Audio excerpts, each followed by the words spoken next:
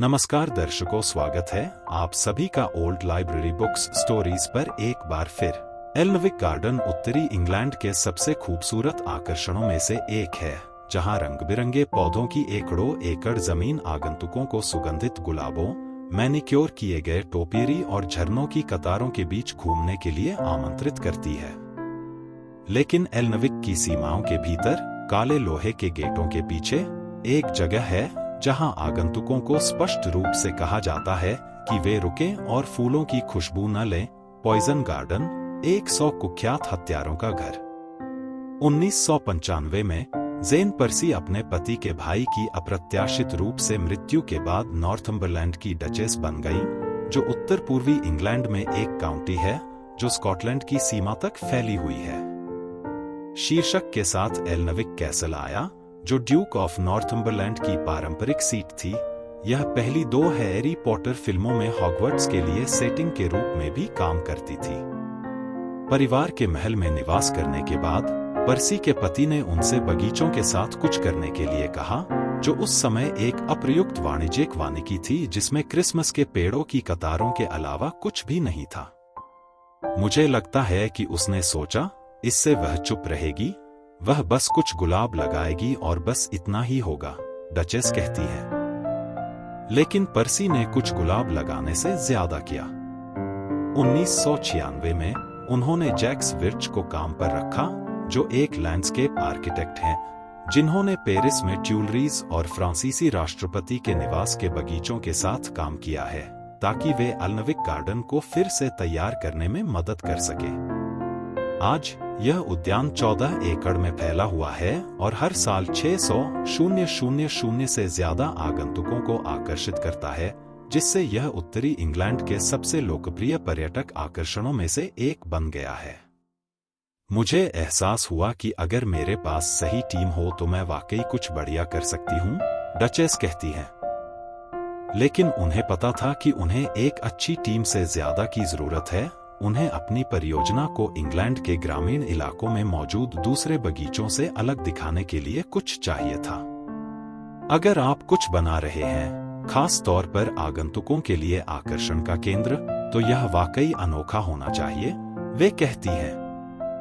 आज के समय में मुझे सबसे ज्यादा नफरत इस बात से है कि हर चीज का मानकीकरण हो गया है। मैंने सोचा, चलो कुछ अलग करने की कोशिश करते हैं।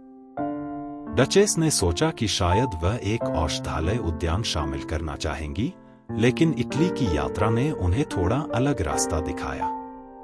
कुख्यात मेडिसीजहर उद्यान का दौरा करने के बाद डचेस को पौधों का एक ऐसा उद्यान बनाने का विचार रोमांचित कर गया जो ठीक करने के बजाय मार सकता है।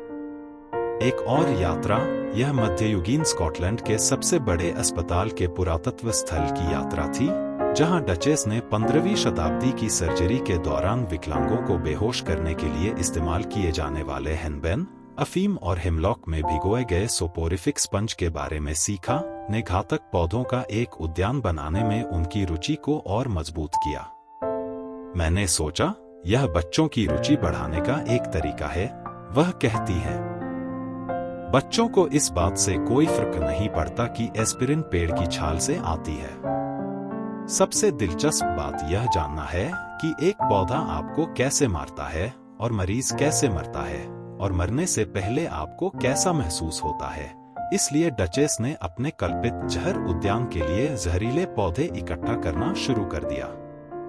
100 किस्मों का चयन करते समय जो अंततः वहां जड़ जमा लेंगी, उनकी एक ही दृढ़ शर्त थी, पौधों को एक अच्छी कहानी बतानी होगी। इसका मतलब था कि दक्षिण अमेरिका के ब्रुगमेनिया जैसे विदेशी हत्यारे अधिक सामान्य जहरों, जैसे लॉरेल हेजेज के साथ मिल जाएंगे।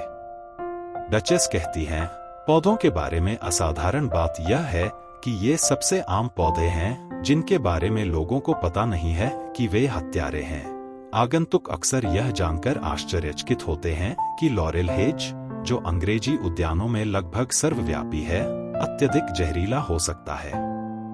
लेकिन कुछ आगंतुकों को लॉरेल के भयावह पक्ष का अनुभव हुआ है।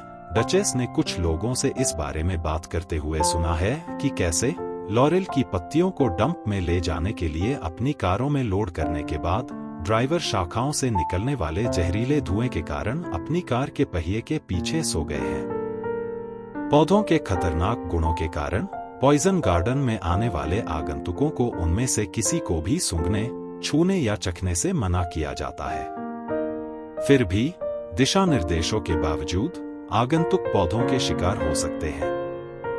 पिछली गर्मियों में बगीचे में घूमते समय 7 लोग कथित तौर पर जहरीले धुएं में सांस लेने से बेहोश हो गए थे। लोगों को लगता है कि जब हम पौधों को सूंघने के बारे में बात करते हैं तो हम अति नाटकीय हो जाते हैं, लेकिन मैंने स्वास्थ्य और सुरक्षा रिपोर्ट देखी है, डचेस कहती है।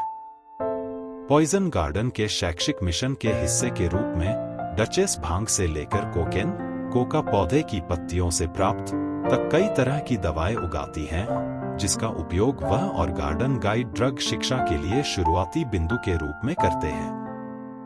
वह कहती हैं, यह बच्चों को शिक्षित करने का एक तरीका है, बिना उन्हें यह एहसास कराए कि उन्हें शिक्षित किया जा रहा है।